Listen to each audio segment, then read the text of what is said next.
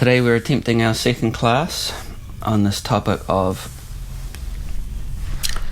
Varnasrama Dharma. Is it relevant in 2025? And we'll be chanting the same verse as the last class, Srimad Bhagavatam 7:11-2. Om Namo Bhagavate Vasudevaya. Om Namo Bhagavate Vasudevaya. Om Namo Bhagavate Vasudevaya.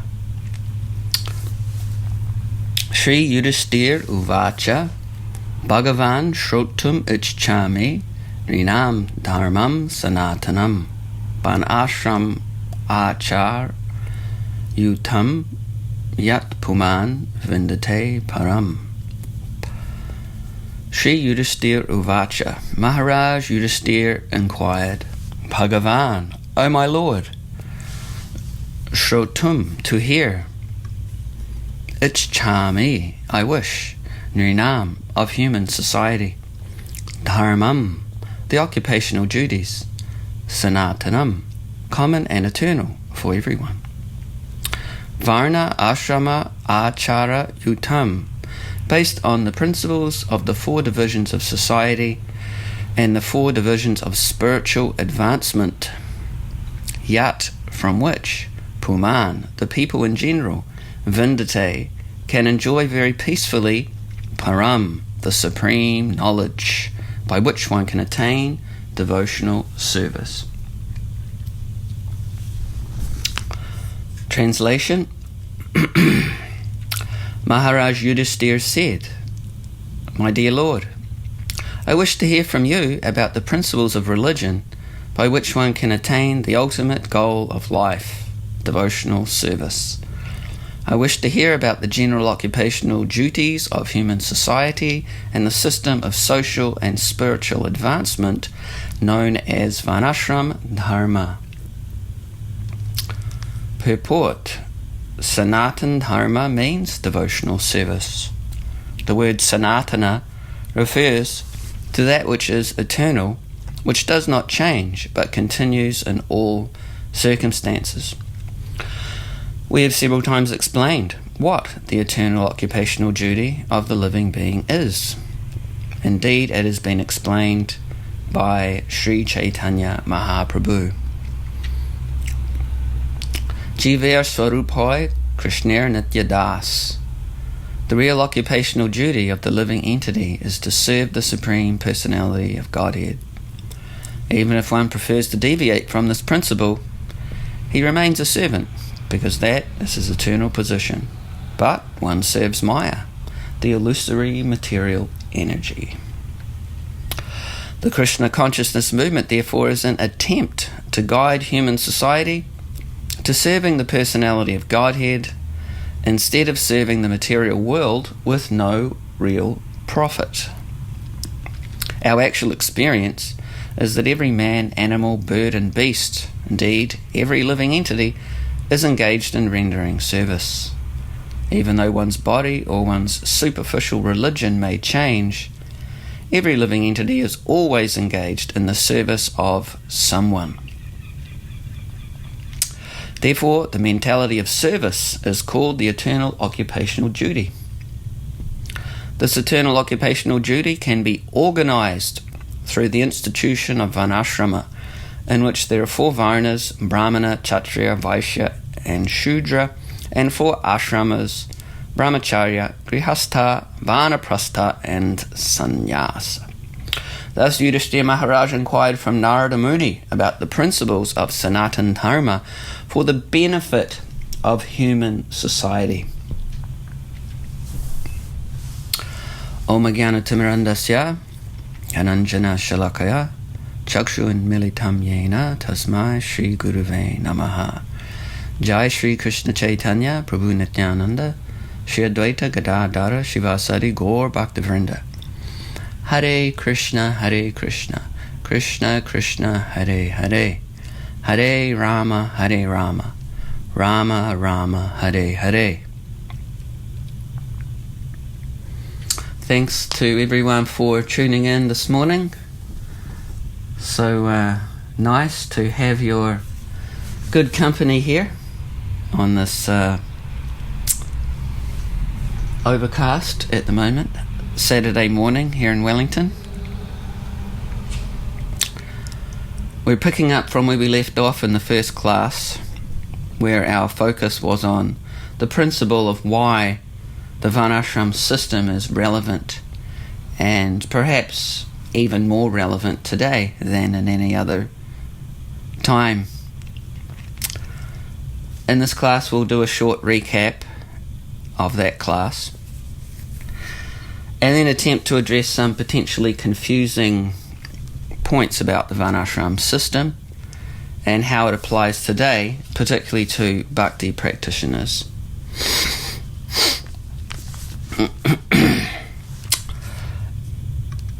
It's important to assimilate the principles of anything really before drilling down into details. The tendency can be that as soon as we discuss details, we forget the principle upon which the details should be based, and therefore the details become impractical or sometimes even just meaningless. And this is particularly relevant in the discussion about Varnasrama Dharma, because there are many, many details in Varnasrama Dharma, and many of them are a real head scratcher for people today, particularly if we look at the models for Varnasrama Dharma that we hear in Srimad Bhagavatam from other yugas. We can hear about some of the details and think, what's going on?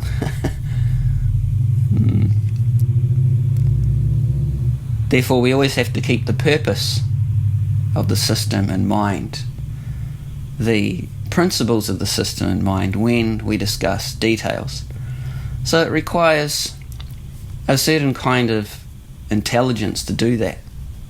It requires actually a Brahmana's intelligence. The Brahmanas are known as being broad-minded.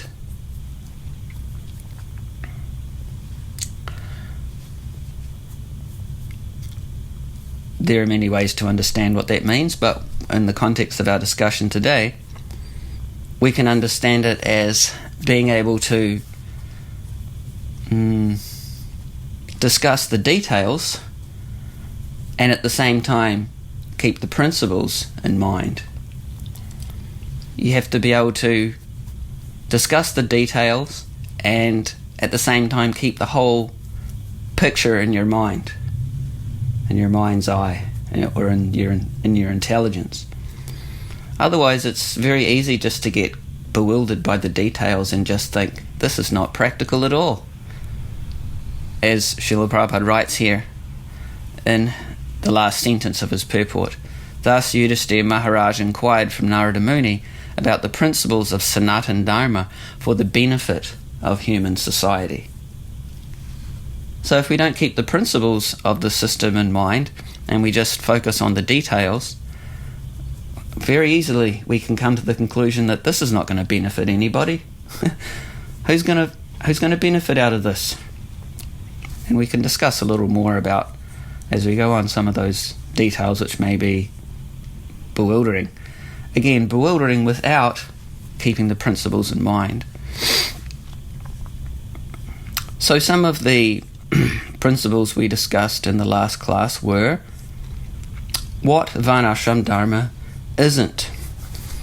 It isn't a part of bhakti directly, because it only deals with material bodies and minds. That means it's just dealing with material nature, the three modes, the gunas, sattva guna, raja guna, and tama guna. While bhakti is completely spiritual. It's not a part of the material world at all. So then, why should devotees consider it? If it's just material, it's just made of the modes of nature, then what's the point of considering it all or trying to follow it? As we tried to explain, generally bhakti practitioners, they have material bodies and minds, and the material body and mind has its needs, has its wants. They're not spiritual, they're material, they're part of the material energy. But if the bhakti practitioner is serious about their bhakti, they need to acknowledge that, and they need to try and understand how to take care of the needs and the wants of the body in a favourable way for bhakti. That is the point. How to deal with the material body and mind in a favourable way for bhakti. So the question is, what is the best social system for this purpose? And the answer, of course, is it's Krishna's own system, Varnasrama Dharma. Then we got on to what Varnasrama Dharma isn't. After we discussed what it isn't, we got on to what it is. And it's a social system that organises, as Srila Prabhupada explained in the purport, organises our eternal mentality of service through temporary occupations and lifestyles. That's Varnasrama Dharma, to revive our eternal occupation and lifestyle of pure devotional service. That's Sanatana Dharma. So it's a system, therefore, that can help practicing devotees deal with the needs and the wants of the body and mind in a favourable way for their bhakti. That means a sattvic way, a way in the mode of goodness. And in this way they can gain necessary material stability and support for their bhakti practice. It's also an important outreach strategy for spreading the message of Chaitanya Mahaprabhu by showing a practical example of how devotees live a life of simple living and high thinking. And that's particularly relevant in the context of rural living and self-sufficiency. It also provides economic stability, something we discussed in last class that we don't have today. It also provides physical and psychological health. Again, things that are very rare commodities today, through one's occupation or varna, that's the simple living part, as well as wholesome relationships and spiritual practices through one's lifestyle or ashram, that's the high thinking part. And the system, although it's divided into these 8 parts, it's made cohesive and harmonious through the mutual respect and cooperation and support that these 8 divisions extend to each other. This is an essential point, because today people are trying to establish an artificial harmony by just having more or less a classless society, that everybody's equal and everybody should have the same rights.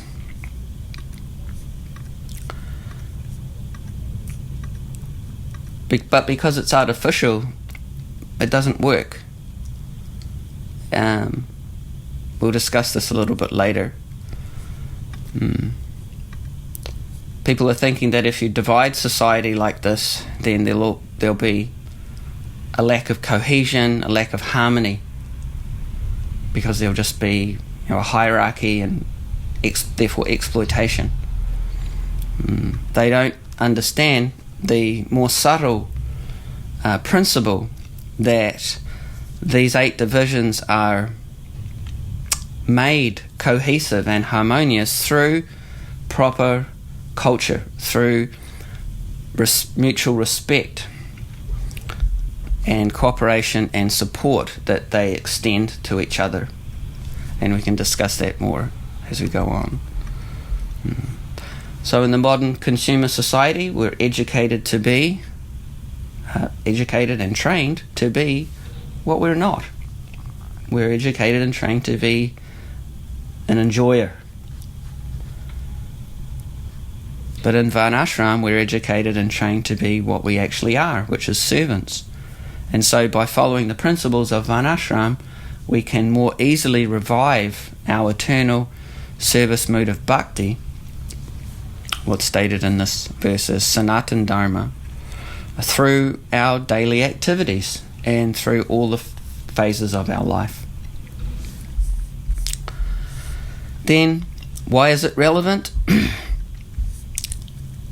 We discussed social stability, that people need to be peaceful to develop an interest in and an understanding of bhakti. If they're not peaceful, then this is very difficult. We discussed the need for employment, that everybody needs to be engaged in a legitimate way, otherwise they suffer and they cause other people to suffer and other living entities to suffer and the planet to suffer. Unemployment, it leads to social breakdown. In other words, economic dependency, crime, disease, addiction, just a complete degradation of the society. And so to the previous point of social stability, if people are so disturbed, then how will they develop an interest in bhakti? Or even if they are interested, how will they actually steadily practice? We see many people today, they come to bhakti, they're interested, but they just can't steadily practice. They're too disturbed. So therefore people need social stability, and they also need to be properly engaged or employed.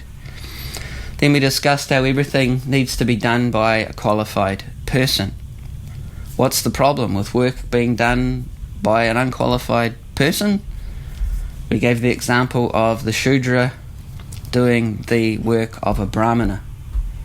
So the Brahmana is a teacher, but if the Shudra is doing the work of the Brahmana, then what's he going to teach? He'll teach about sex life, which, as Prabhupada says, is known to the dog. No need to teach it. You don't see dogs going to reading philosophy about sex life. We also gave the example of the Vaishya doing the work of a Kshatriya. So in that case, there's no protection for the citizens. There's just economic development at any cost. Rather than protecting the citizens, they just turn the government into a business and cheat them.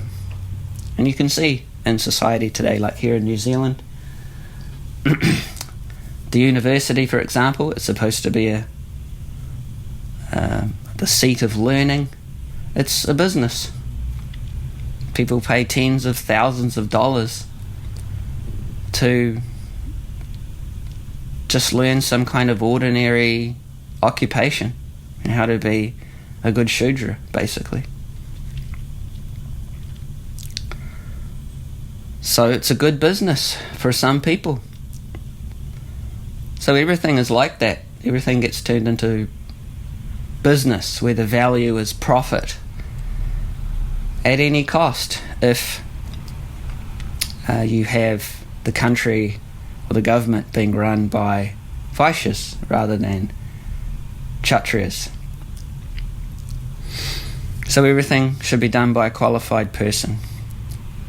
Then we talked about sustainability, that consumer society, the present social model we have, is not sustainable. And there are 4 areas of unsustainability today that we can easily identify. There's unsustainable health, so that's physical health and also psychological health. There's unsustainable relationships. You have so much divorce, domestic violence, no proper parenting. There's unsustainable economy. You have the boom and bust model. One day things are going great, the next day it's a disaster. And then you have unsustainable ecology. And we all know about that. It's like there's yesterday massive flooding and around Nelson. Just a short hop across the ditch from where we are now in Wellington. And to a great degree, this is due to an artificial global trade dynamic, and also urban living, which is all dependent on fossil fuel transportation, and also, of course, meat eating, which is an even greater cause.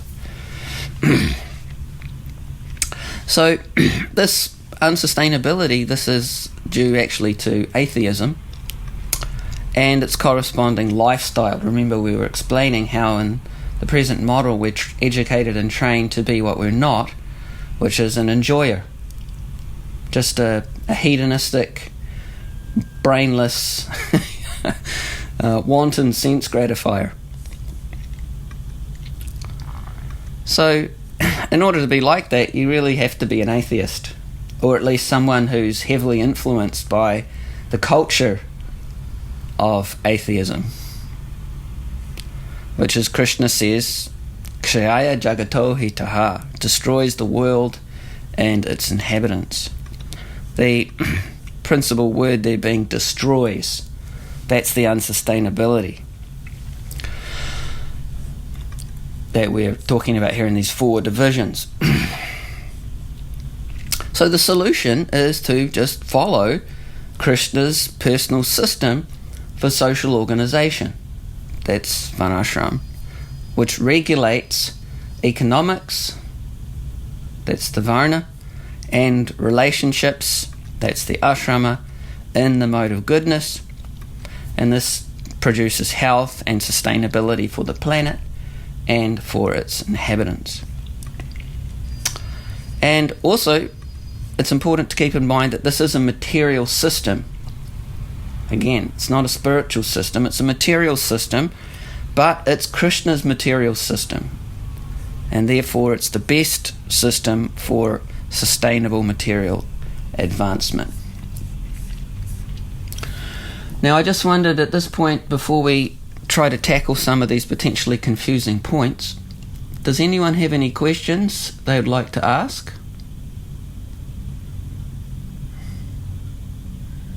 Feel free.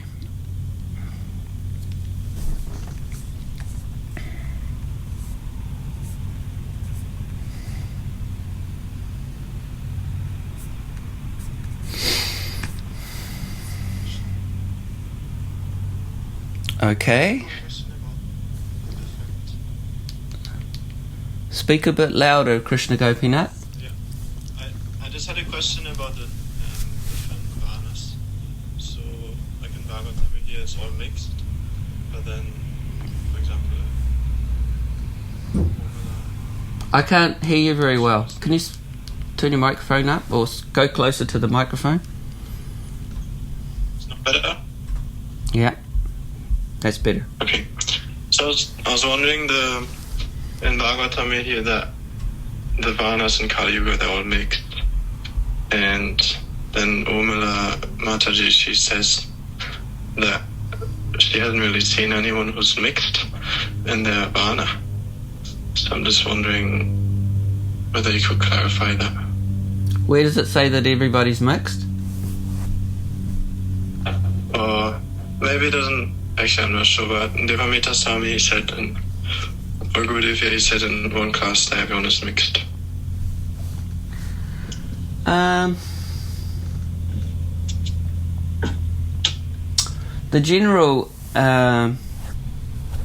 understanding, at least according to my little understanding, is Kalo Shudra Sambhava. Shastra says in the age of Kali everyone is born a Shudra. Although that's really quite a compliment for people in the age of Kali. So, sometimes devotees get a little edgy about being called a Shudra. Actually, for people in the age of Kali, it's quite a compliment. If you read the qualification of a Shudra in the 11th canto of the Bhagavatam, it's hard to find anyone that's that refined nowadays. So rather than taking it as a criticism, it might be worth considering that it's a compliment. But the reason for that statement is that actually it says Shudras or barbarians. That's right. So they're not just Shudras, because Shudras are part of the Varnashram system. They're human beings. They're part of human civilization. Whereas barbarians, they're outside. They're outside the Varnashram. So you can take your pick, Shudras or barbarians. So barbarian would be Varnasankara, like Arjuna was concerned about at the beginning of the Gita, Jayate Varnasankara. If all the men are killed in the battle and the women are unprotected, then that will lead to Varnasankara, or unwanted population, which means a barbarian. / mixed Varna. Mixed Varna. Varnasankara means a mixed Varna. And basically, because there's no adherence to the system of samskaras, so therefore the Shastra says Kalo Shudra Sambhava. You're born a Shudra because there's no Garbhanan samskara or any other samskaras performed, but particularly Garbhanan is essential for the three higher ones, Vaishya, Kshatriya and Brahman, and particularly for the Brahmins. So therefore the Shastra says Shudra, and then from there you go down, right? Like once you start eating cows, then you leave the Shudra category and you go down into the barbarian category. So yes, that's my understanding from Prabhupada about the nature of people in the age of Kali, and what can appear to be a mixed Varna can simply be a covered Varna. So what we see is that over time, if devotees are serious about their practices and they stick to the process of bhakti, is that over time it becomes more obvious what their Varna is, because at the beginning often it's just covered up by a lot of social conditioning. You know, that's the thing, everybody's forced to act like a Shudra today, and so due to social comparison and conditioning, it can be difficult at the beginning to ascertain what the Varna is, but over time it becomes obvious. Generally becomes obvious. And it also may be that some people do have a mixed Varna. That would be logical, because you don't have Brahmanas and Brahmanas, Kshatriyas and Kshatriyas, Vaishyas and Vaishyas procreating in the age of Kali. So therefore it would be logical that there would be mixtures as well.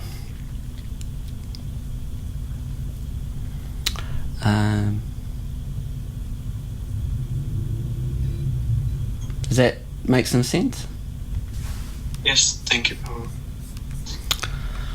Generally, it's understood that most of the population are Shudras, and then a smaller amount of the population are Vaishyas, even smaller are Kshatriyas, and the smallest is the Brahmin. So it's something like out of 100 people, 1 is a Brahmin, 6 are Kshatriyas, 12 or something are Vaishyas, and the rest are Shudras. That's the general understanding. Does anybody else have any questions?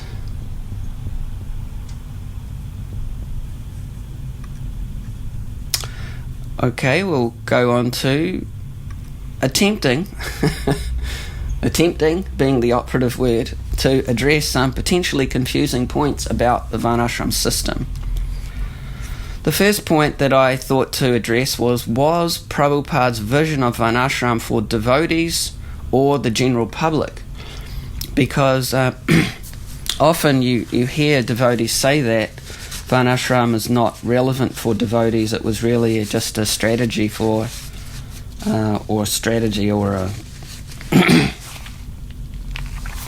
something that only applied to the general public, because devotees are quote-unquote beyond Varnashram, which Prabhupada does say. So, from my research, it seems that Prabhupada's vision of Varnashram Dharma was actually for both devotees and the general public. It seems that initially Prabhupada thought that Varnashram was just for the general public, and that the devotees were in fact beyond the system, in the sense that they didn't need to practice it for their own benefit. You know, they were quote-unquote beyond Varnashram. What they would do is they would play roles in the Varnashram system to simply show the example for the general public to follow. However, over time, Prabhupada saw that not all devotees were so advanced, and that they needed the benefits of Varnashram for themselves, for stability and longevity in their bhakti. So Prabhupada's vision seemed to change over time.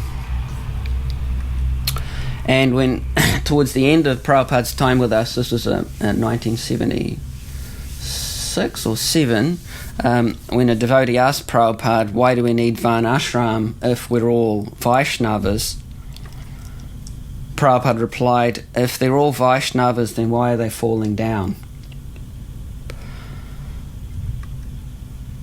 And we see many devotees do fall down, actually, whether it's a total knockout or just a partial compromise.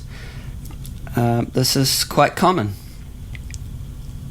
So, what to do? Prabhupada could see over time that the system was necessary for both the general public and, generally speaking, for his followers as well. Anyone have any questions about that?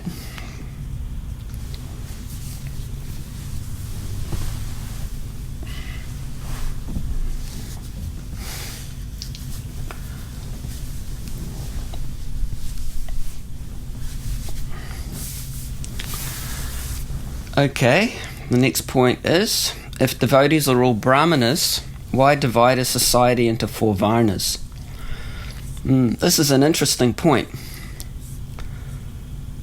The question here is, are all devotees brahmanas? So, in some ways, all devotees are brahmanas. One way is by knowledge.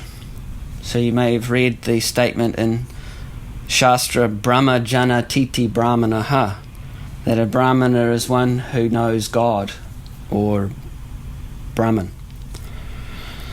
So because all devotees have knowledge, not just of the impersonal Brahman, which is generally the cap of knowledge for the brahmana, but they also have knowledge of Krishna, the supreme Brahman, then they're all brahmanas by knowledge. Another way that all devotees are brahmanas is by qualities. So, to varying degrees, all the devotees possess the Brahminical qualities that Krishna mentions in the Bhagavad Gita, right? Such as controlling the mind, controlling the senses. Shama, Dhamma, Tapa, Shaucham. An example of this is the initiation vows that every devotee takes regarding the 4 regulative principles. And of course they take vows to chant a certain number of rounds every day. So these are Brahminical qualities that the devotees are displaying. So therefore, by qualities, all devotees, at least those that are properly situated, are brahmanas. And then also by ashram. This is again provided that the devotees are actually in a legitimate ashram and they're following it properly.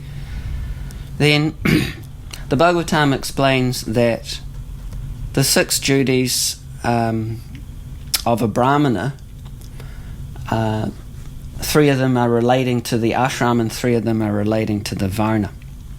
So in relation to the 3 duties of a brahmin in terms of the ashram, they would be studying the Vedas, right? So all devotees are doing that if they're properly situated, worshipping the deity, again, and giving charity. So all the 4 ashrams perform these duties. So brahmachari, grihastha, vanaprastha and sannyas, they're all performing these 3 duties of the brahmana.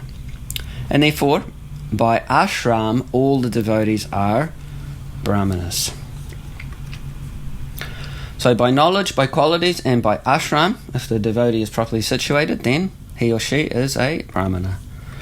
But not all devotees perform the other 3 duties of a brahmana, which are related to the varna, or the occupation. So the devotee who performs these other 3 duties of a brahmana, that means teaching the Vedas, teaching the process of deity worship, and receiving charity as an occupation, is also a brahmana by varna. So we can note here that the brahmachari, ashram, vanaprastha ashram and sannyas ashram, they have only one varna, that's the brahmana varna, because they're living on charity, while the grihastha ashram has all 4 varnas. So this is a side point, is that discussions and even to a great degree the relevance of varnashram is mainly for householders, because grihastha life is inherently so much more complicated than the other ashrams, because there are these 4 varnas there, right? There's not just brahmanas.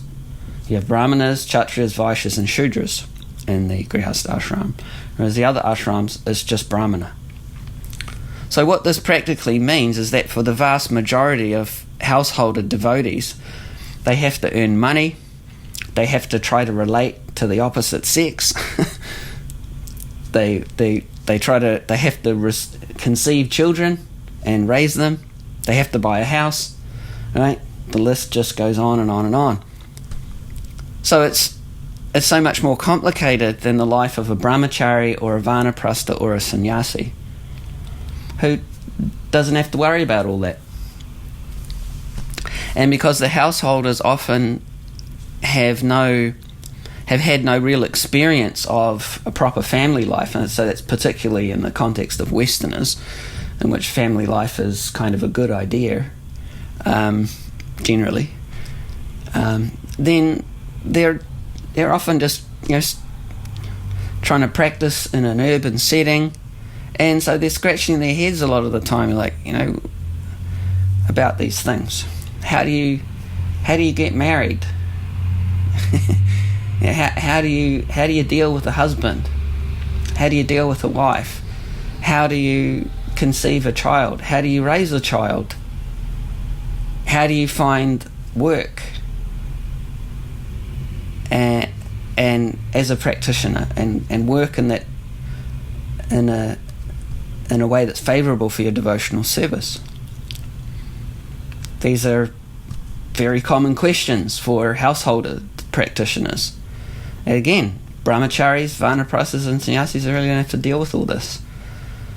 Are you going to find the answers in the Bhagavad Gita?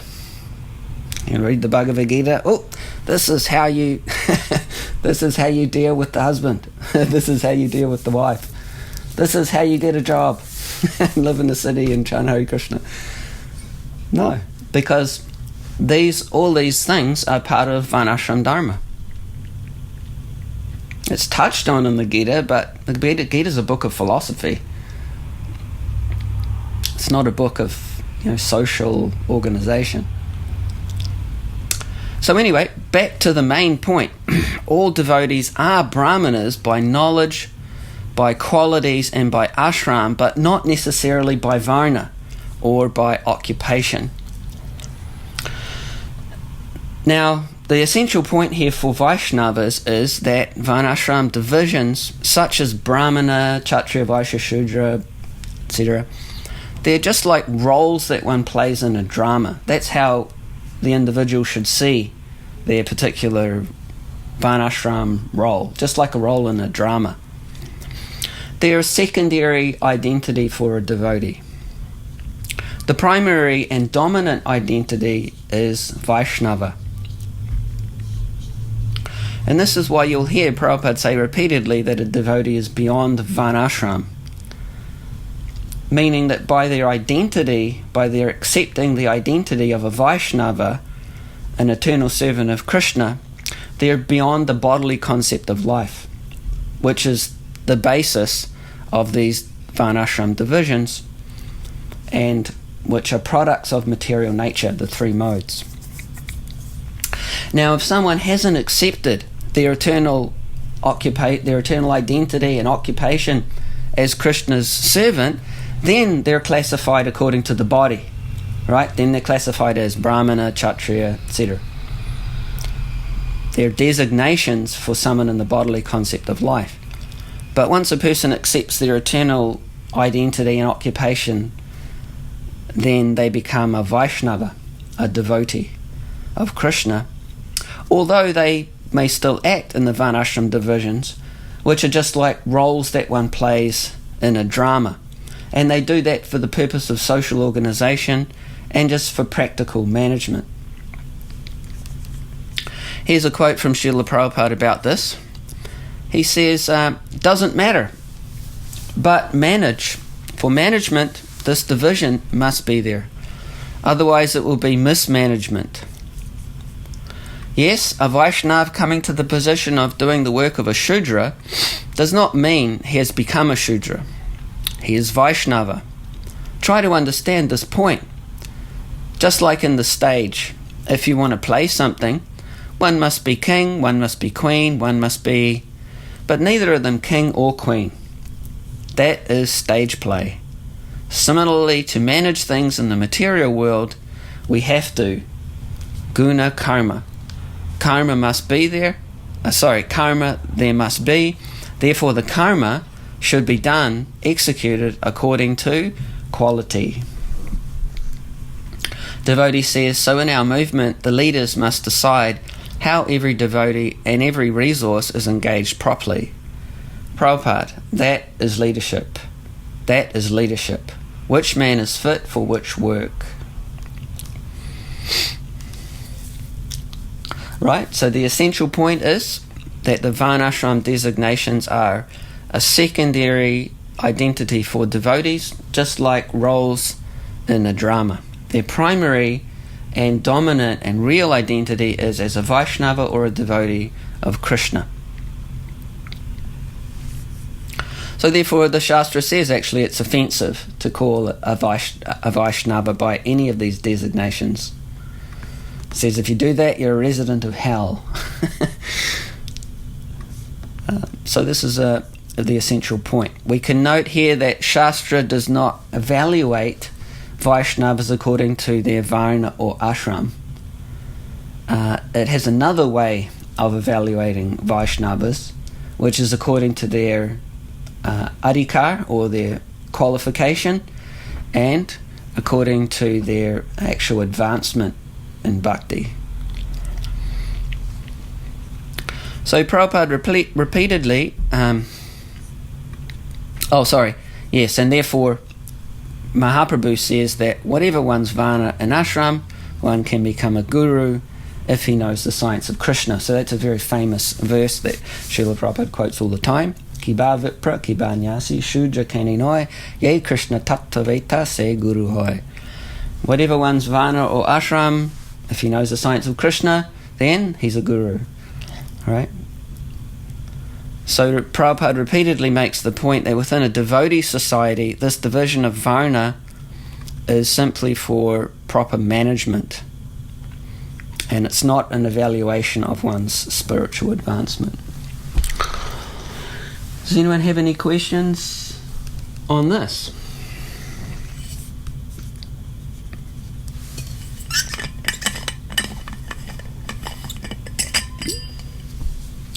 Hare Krishna, Prabhu. Shivananda. Can you hear us? Definitely. Yes, definitely can. Definitely can. Great. We have Prabhupada in his books make quite a few heavy statements about how a brahmana who accepts the service of someone else has taken the position of a dog. Yes. And we see how in modern society, many devotees, so even though they may be quite Brahmanically inclined, most devotees end up, especially in Grihastha ashram, end up accepting a livelihood which involves working for some kind of boss or client in some way. So, how could a devotee with that kind of inclination actually move towards a more Brahminical kind of varna, particularly if they have to maintain themselves in the Grihastha ashram? That's a good question. I would say that everything starts with a desire, and so the devotee would have to cultivate that desire to to actually work as a brahmana. That would be the first point, because man proposes and God disposes. So one would have to have a strong desire to do that. And then also one would have to look, this is from the perspective of the individual, then one would have to look and see, is that really my occupation? Because the Varnashram system is a very practical system, and it has to be based on the qualifications of the persons involved. As we were saying, everything has to be done by a qualified person. So one would have to see whether one actually has the qualification to work in that way. And that is not necessarily very easy. Therefore, in the Varnashram system, there's no self-prescribing of one's varna. Because the tendency is to look at other people and think, well, they looks like what they're doing's that looks easy. Hey, it looks better than what I'm doing. Maybe I should do that. And it's called social comparison. And that's why you'll hear Krishna say many times in the Gita, don't do someone else's work, do your own work. Because the tendency is the grass is always greener on the other side of the fence. We look over the other side of the fence and say, look at those sheep over there. They're really, that grass looks, very palatable. Maybe I should jump the fence, right? But as Krishna explains, there's just as fire is covered by smoke, there's fault in any work. It means every work will have some kind of difficulty, some kind of imperfection. And your particular qualification will be for a particular kind of work in which you'll be able to perform the work properly, and you'll also be able to deal properly with whatever difficulties come up in that line of work. Whereas if you try to do someone else's work, you won't be properly qualified, and you also won't be able to deal with the difficulties very well. So it's not beneficial for you, and it's not beneficial for society to try and do somebody else's work. So that would be the second thing, would be to with guidance, try and see like what is actually my position, rather than just presuming that, well, this looks like a good idea, or I think I've got this particular propensity, or it actually requires experienced guidance to help us to become properly situated in our varna and ashram. Right? Therefore, you have brahmanas in society. That's what they do. That's one of their main functions, to help us to do that. So first of all, there has to be a desire, but then there also has to be the qualification. And if we have both, then Krishna will make an arrangement, basically. That would be my understanding. Does that make some sense? Yes, Prabhu, thank you. And what would that practically look like, someone operating in that ashram and varna, like the Brahmana varna and Grihastha ashram in the contemporary context? Well, it would look very simple. That's one thing. It would look very simple.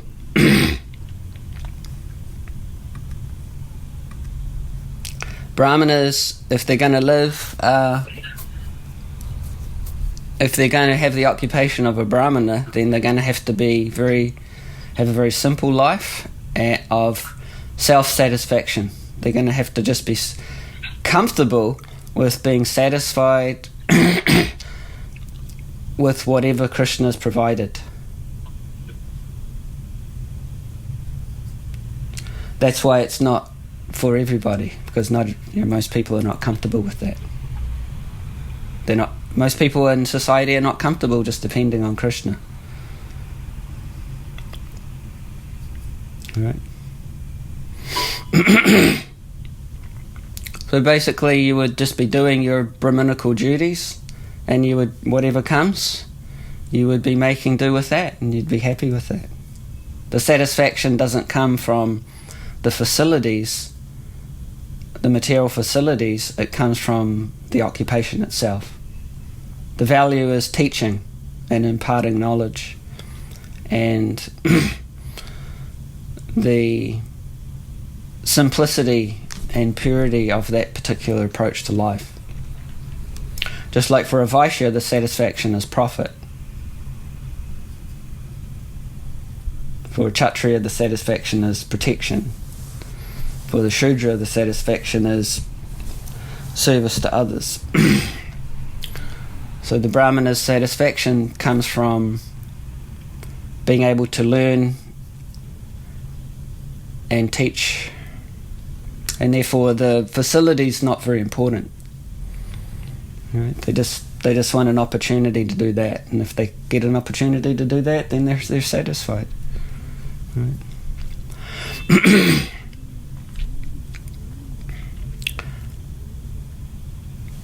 So how it happens for each person, it's hard to say, because we don't have a Brahminical culture in society. We don't have a society in which the learning and teaching of spiritual knowledge is valued, and therefore we don't have people willing to give financial support to those people who are dedicated to that. So it's not obvious how it might happen. At least it's not obvious to me. But it still happens. This way or that way, right? Somehow or other, by the arrangement of Krishna. Okay.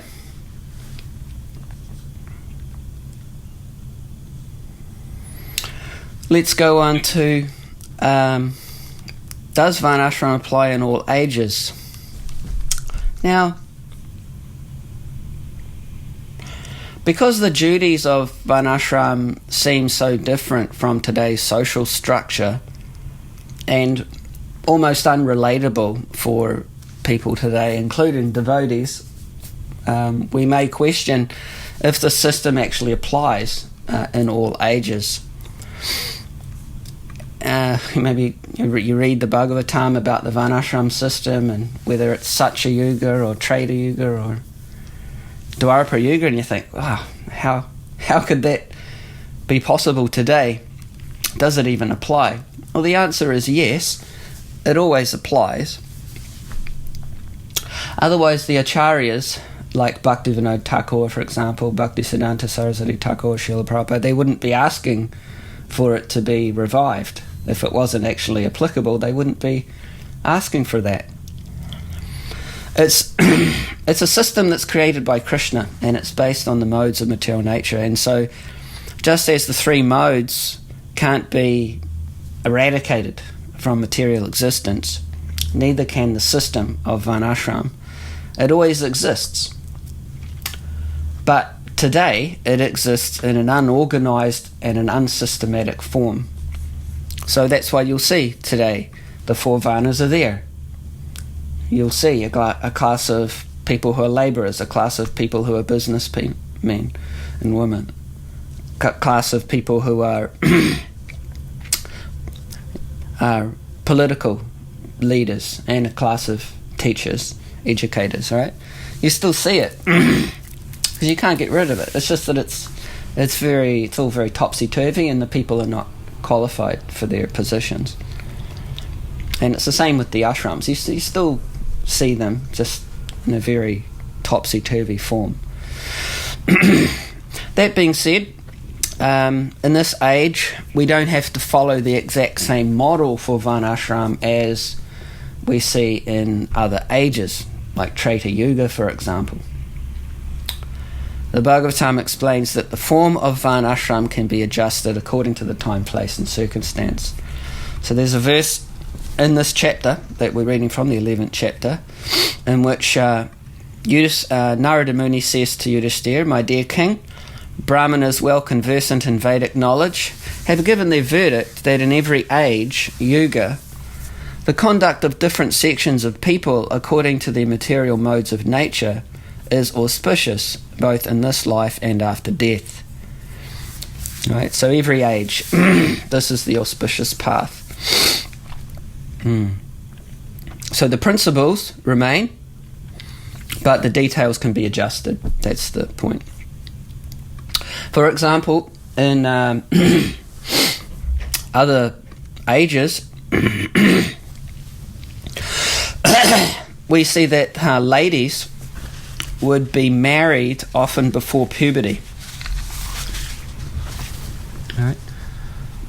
Sometimes very young. Now, the principle here is that ladies should be protected. That's what the detail is trying to establish with this principle with this point of ladies being married before puberty, or at least very young. And so the principle that ladies should be protected, that can always be done, but the detail has to be adjusted according to time, place, and circumstance. It might not be very practical that you try to marry ladies when they're 12 or 5 today, but still, the ladies, they have to be protected. So we have to figure out how to do that, how to adjust the detail in order to maintain the principle. So anyone have any questions about this point? Does Varnashram apply in all ages?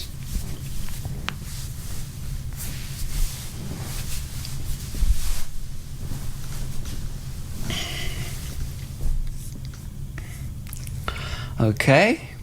Next point is, do we have to live on a farm to be a part of Varnashram?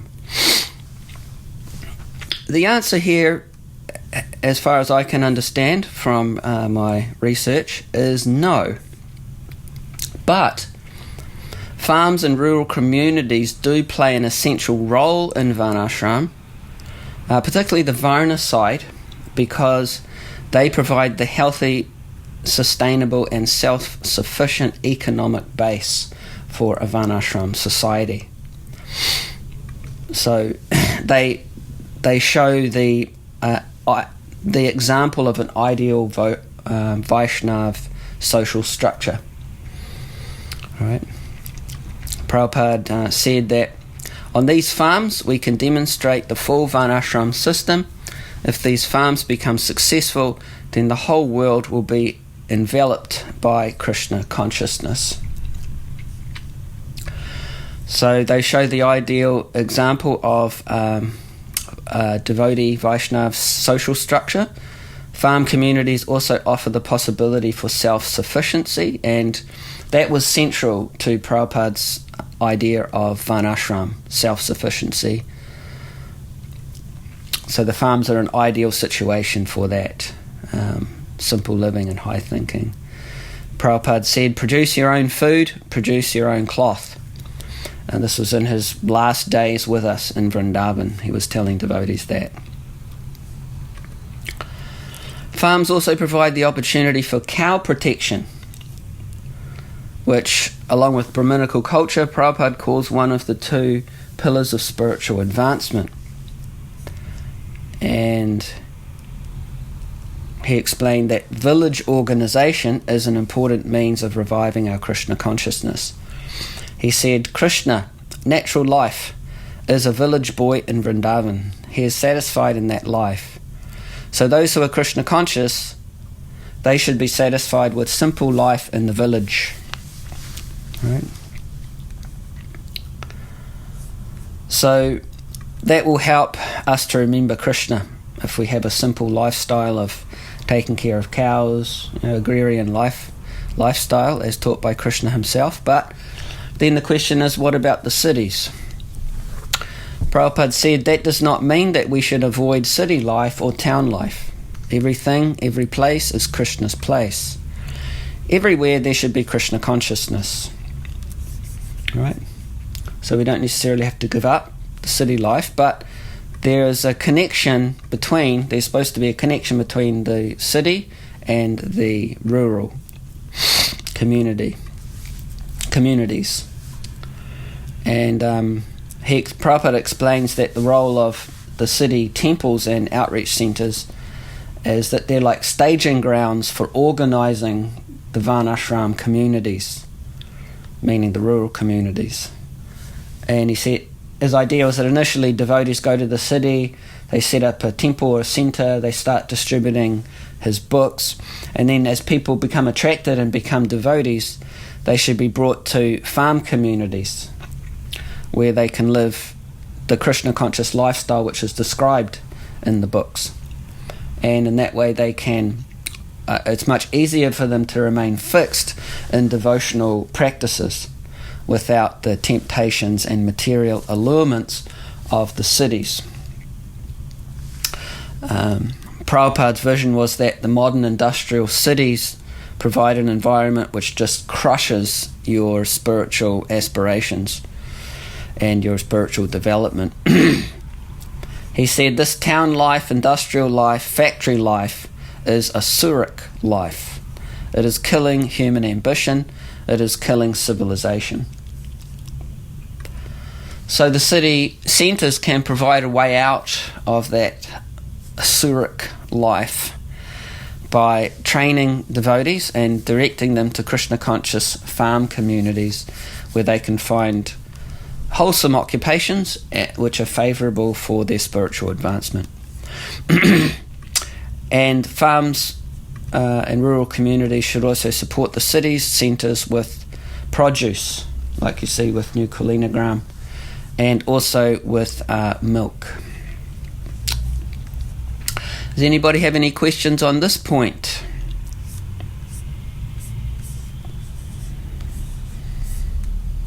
Do we have to live on a farm to be a part of Varnashram? Okay. The next question is, where is the equality in Varnashram? How do we prevent inequality and exploitation as in the caste system? This is a big fear for a lot of people. And it's an understandable one.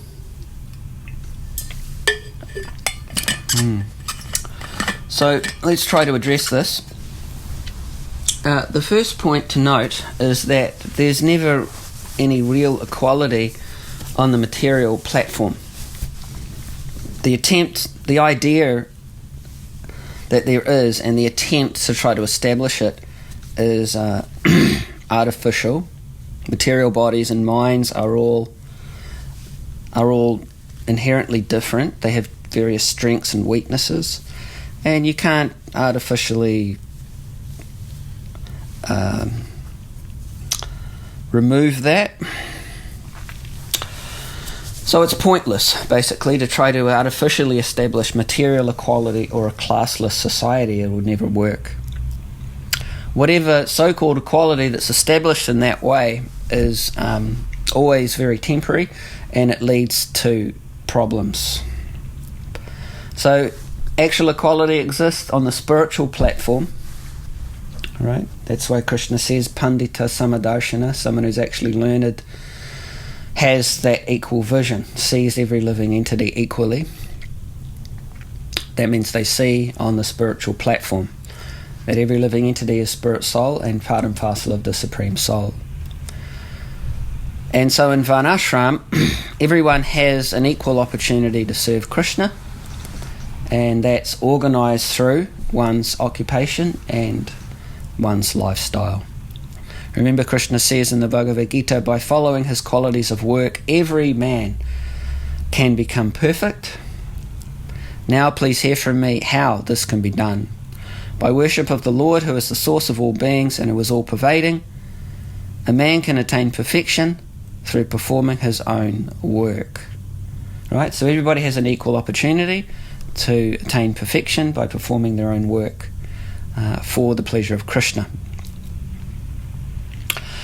The principle of equality then in Varnashram is that the 4 Varnas and the 4 ashrams are compared to 4 parts of the body.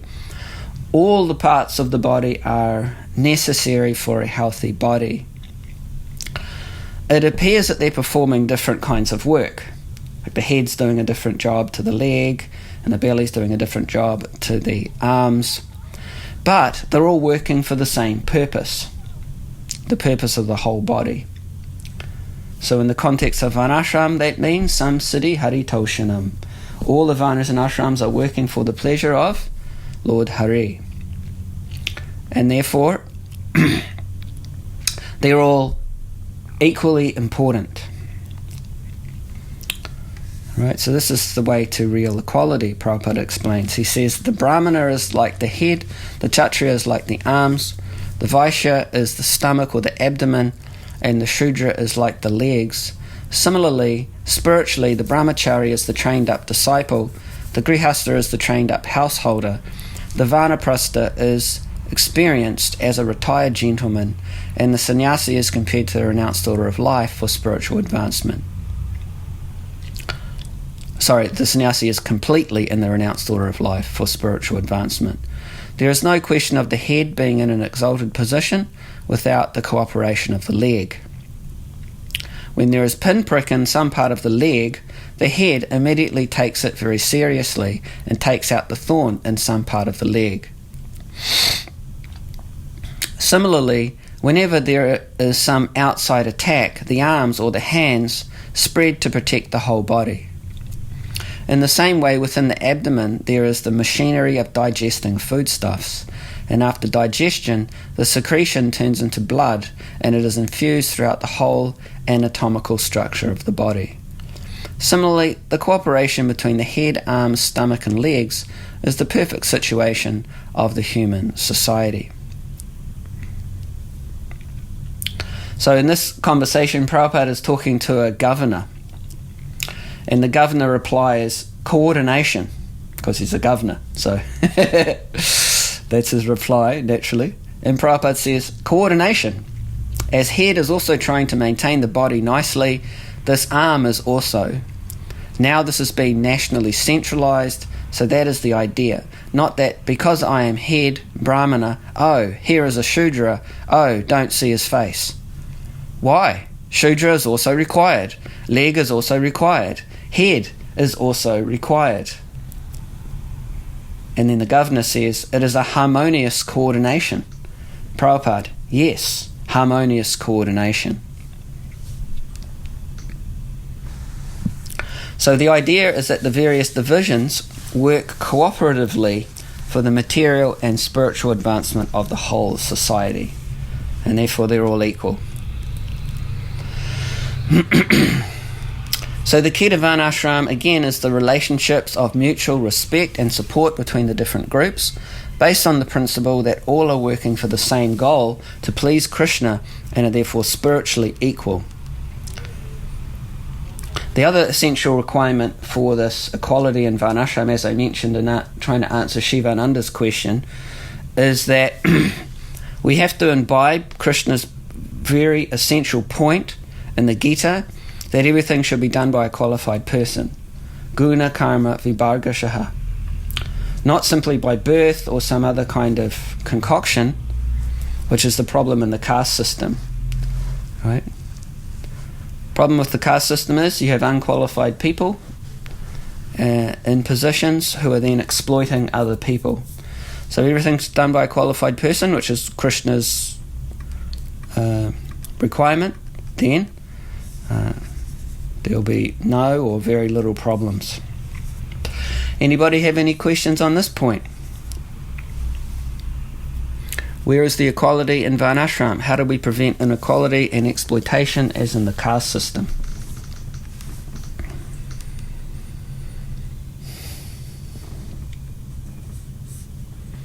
No question? Then we'll go on to the final point, which is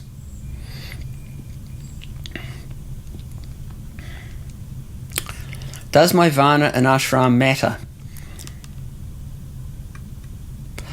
Now,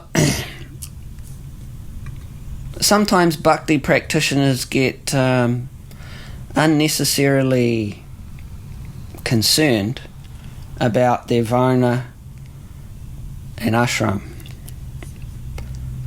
So, the question is, does my Varna and Ashram matter? Well, the answer really depends on what is meant by matter. If one is interested in progress in bhakti, then the very clear answer is no. Because the Varna and Ashram divisions are to be taken, like we heard before, just like roles in a drama. And regardless of your role in the drama, everybody has an equal opportunity for spiritual advancement. So if we're interested in progress, spiritual progress, then our Varna and Ashram doesn't matter. But if we're interested in material facilities and social prestige, then the answer would be yes. My Varna and Ashram matters, because some of the divisions will have more or less material facility and social prestige than others. A brahmana, meaning someone who's in the occupation of a brahmana, they're just not going to have a lot of material facilities. And someone who's a Vaishya, they are. So if material facility is your main concern, then your Varna in that way matters a lot to you. Similarly, if you're very concerned about social prestige, then your ashram would matter. If you really want a whole lot of respect, then you could take sannyas and you'll get it. And if you don't want a lot of respect, you could take one of the other ones and probably not get it. So the point, though, is that we all have the same opportunity for devotional service and spiritual advancement, regardless of our Varna and Ashram. Everyone can serve Krishna and everyone can please Krishna through their occupation and lifestyle. Samsiddhi Haritoshana. Remember, Krishna said every man can become perfect by performing his work. Just hear from me how that can be done. So everyone can attain perfection in bhakti regardless of their role in the drama. So the answer to this question, does my Varna and Ashram matter, depends on what's important to the individual. we can note some essential verses from the beginning of the Bhagavatam here. So this is from the first canto, second chapter, text 9 to 10, and also text number 13. This is Sutta Goswami speaking. The occupational activities a man performs, according to his own position, are only so much useless labour if they do not provoke attraction for the message of the personality of Godhead. All occupational engagements are certainly meant for ultimate liberation. They should never be performed for material gain. Furthermore, according to sages, one who is engaged in the ultimate occupational service should never use material gain to cultivate sense gratification. Life's desires should never be directed towards sense gratification. One should desire only a healthy life or self-preservation, since a human being is meant for inquiry about the absolute truth. Nothing else should be the goal of one's works. O best among the twice-born, it is therefore concluded that the highest perfection one can achieve by discharging the duties prescribed for one's own occupation according to caste divisions and orders of life is to please the personality of Godhead. Hare Krishna.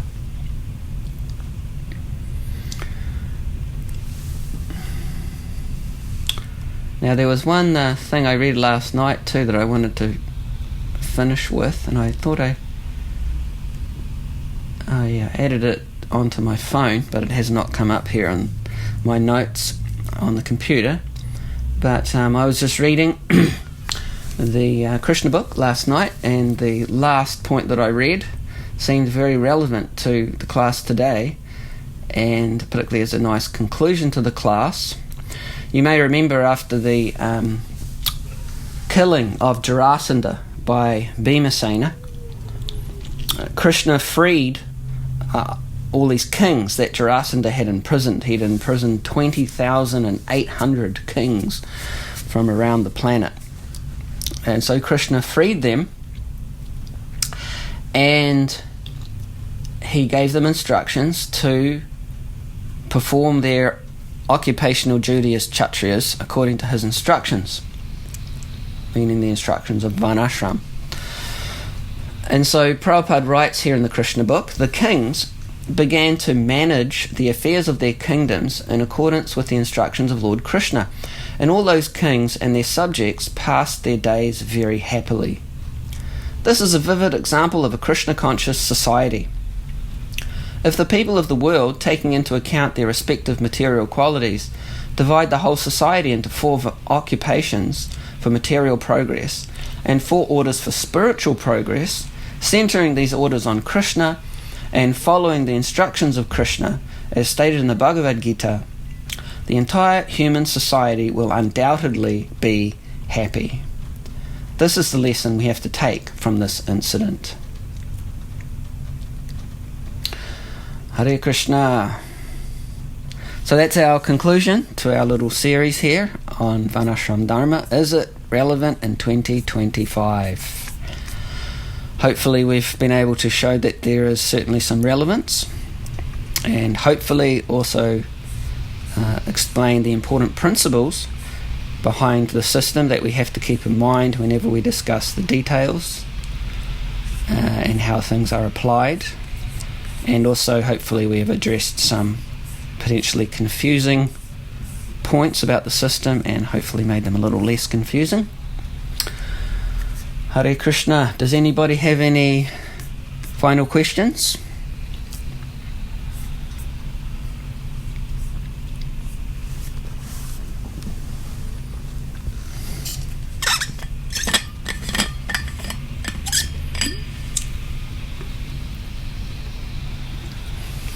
Hare Krishna, Prabhu. So, Hare Krishna. On this point of where the Varnasrama matters, it kind of seems like we can go to 2 extremes as practitioners. We can either just kind of ignore our Varna and Ashram and just practice bhakti, and it doesn't matter if we have a clear Varna or Ashram or whatever it may be. On the other extreme, we can get so hung up about it that we forget the purpose, and we're just thinking about how can I be better situated materially. So how can we strike the right balance as practitioners in terms of thinking about our Varna and Ashram? Well, the system is based on on the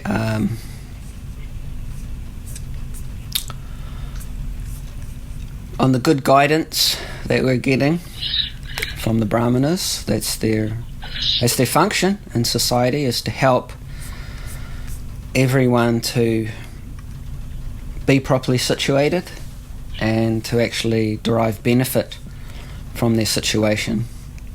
So as our Guru Maharaj always says, Bhakti is a guidance culture, and that is the first principle that Prabhupada wanted to establish in re-establishing the Varnashram system in ISKCON and the world, was to establish a class of Brahmanas who had knowledge and could teach knowledge. And this is not simply theoretical knowledge, this is realized knowledge. That's why you have Brahmanas in society, because there are many things in Shastra that are confusing, and there are many things that are just not in Shastra that are also confusing. There are many situations in life that Shastra just doesn't directly deal with them. And so it's the duty of the Brahmanas in those situations who understand deeply the principles of Shastra, and therefore to use their intelligence based on the time, place and circumstance, how to apply the principles of Shastra.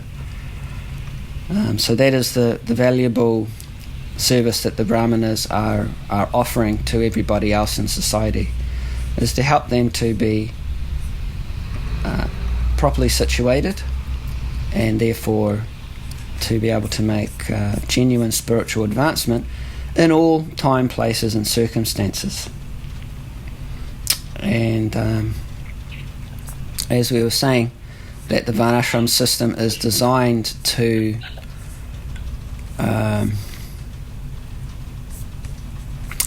help us to, I don't know how I explained it, help us to make spiritual advancement through our daily activities and also through all phases of our life. Right? So that is the duty of the Brahmanas, to help us to do that. So we all need that guidance, and if we have it, we should take advantage, and we should show our gratitude by basically just following the good guidance that we get. That will be the best charity that the Brahmanas can receive from us.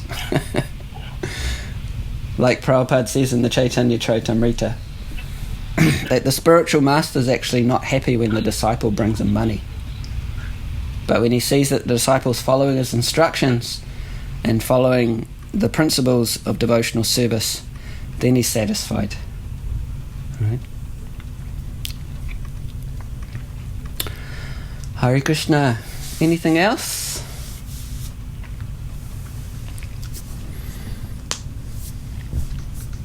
All right. Thank you for your good company this morning, and we wish you all the best, those of you that are participating in the great sacrifice of distributing Srila Prabhupada's books. Only 2 days left of that winter effort. I wish everybody all the very best for that. Certainly that is the greatest sacrifice, as Srila Prabhupada explains in the Chaitanya Charitamrita, that a man can make. And certainly the basis for re-establishing a real human civilization. Books are the basis. Hare Krishna. Srila Prabhupada ki jai. Shri Giriraj Maharaj ki jai. Go Premanandi. Hari Hari Bol.